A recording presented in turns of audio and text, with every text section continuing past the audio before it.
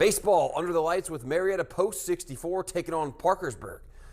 Post 15, and first batter of the game, Will Tornis smokes one right back up the middle, but quick reflexes from Seth Menarchik there. Third inning.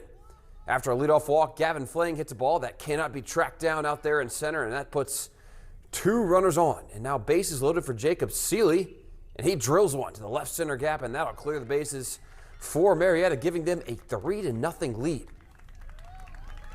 Still in the third here, let's go to Parkersburg at the plate. It'll be Wyatt Boyce.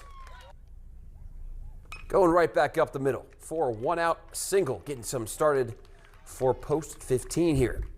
And Easton Miller going to bring him in. Drives one out to right field. That'll get down and push across the first run of the game for Parkersburg. And an RBI triple for Miller, turning on the wheels. He's in there safe at third. Let's go to the fifth inning now. 2 on for Waterford's Braun Doak. And he lines one back up the middle with the RBI single as Marietta goes on to win this one 6-4.